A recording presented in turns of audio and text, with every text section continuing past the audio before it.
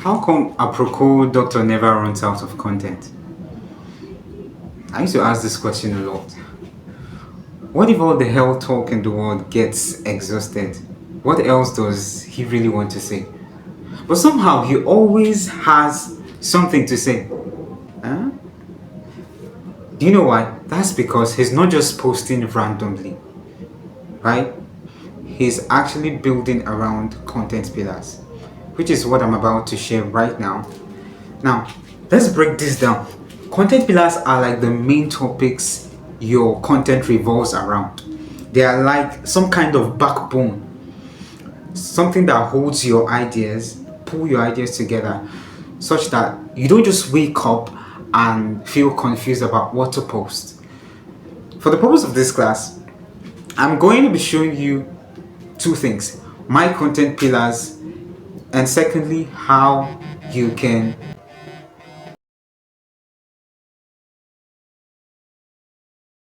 two I'll share how you can work your content pillars for yourself. So let's start with my content pillars, shall we? My content pillars revolves around PIEE, and I'm going to break it down. So P is for personal experiences. I share my personal experiences, my journey in life, things that happen to me every day, something, just that human side of me that people can relate to. That's for personal experiences. Then I is for inspirational, also known as the motivational, where I can use my experiences as well to motivate people, to inspire people. Just find something. It doesn't have to be my experiences. It can be an experience of somebody else that I hold so dear to my heart. But the goal is to inspire and motivate.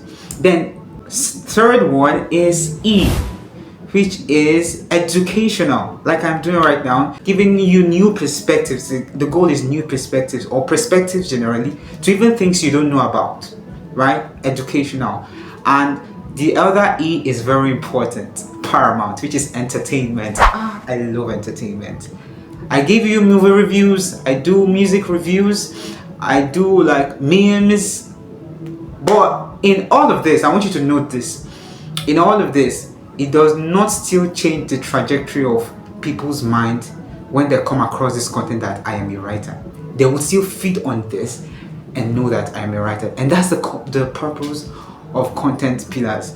If it steals away the spotlight of the brand you represent, then you know that you would always have to struggle to come up with content and consistency. Do we get that? Let's talk about how you can fix yours, shall we? Now, I would highly recommend you have a phone that has enough space to do one particular task, which is screenshot. Now, I used to wonder what exactly occupies people's screenshot folders. Like, what do you find there? Do you just go and screenshot your dream travel locations, the dream bags you want to have, the dream clothes and dream future wives? I mean, screenshots should be more than that. To me, if you ask me, I would say that your screenshots should display something that spurs your creativity. Yes, if you're a baker, you're a stylist, you're a photographer, it should be things that spur your creativity. And that's why I really don't run out of content ideas, because every single time I am surfing through the media, I am seeing something that I am screenshotting. And as I'm screenshotting maybe that post, that video, I'm now asking, okay, if I was to engage in a conversation, a meaningful conversation with somebody around this particular topic, what is it going to sound like? That's one. Then after I found out what it's going to sound like, I try to point it to one of my content pillars. Remember the PIEE content pillars? Yeah, I try to point it, okay, which can pass the message more, or which is going to fine-tune or make this message more in an angle that's going to relate to my audience. So you see, with this hack, you just cannot really run out of content ideas, because there is always something to talk about. That's why Aproko Doctor still stays relevant. He can even see you using tissue today, talk about the same tissue more than 4 times. Do you understand? As someone who sells shoes, for instance, I see somebody will just be posting shoes, DM for price, DM for price, DM for price, just on that particular one pillar. I don't know, maybe it succeeds, it helps them, or it actually gives them results. But I mean, you are a brand. There is something about diversity and branding. You don't just rely on one particular pillar now. You don't just do that. Even Jesus made it clear one time when he said, a house built on a weak foundation will do what? Will crash. And here you are just posting shoe, DM for price. I mean, if that's the pillar that holds your life, it's going to crash. You have to build on something.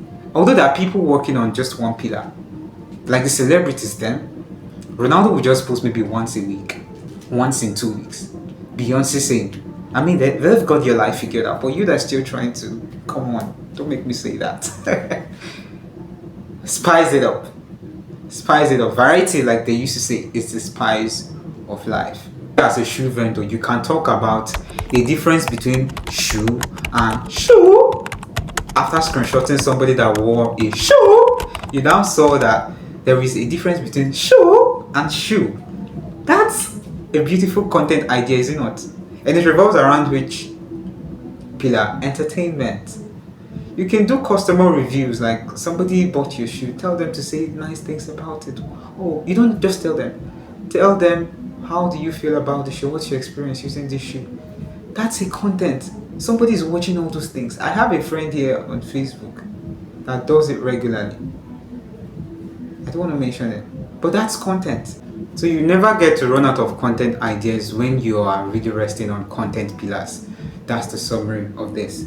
And the beauty of content pillars, like I said, is supposed to point to who you are and what you represent, right? You sell wigs, you do makeup, you make hairs, whatever you do, point out their content pillars. That's the beauty of a brand. Imagine you go to a hospital and all they do is chook injection on the nyash, chook injection specifically if it's not the nyash, and they call it a general hospital. If it's not the nyash, they are not choking. Would you call that a hospital?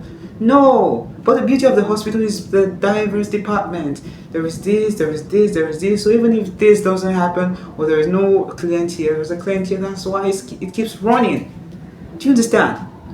So that's it. I hope you really got value in this and will apply what you've learned here, because if you apply it, I promise you never will run out of content ideas. So what I want you to do at the end of this is, one, find somebody that does the same thing in your industry, maybe somebody you feel is more advanced than you.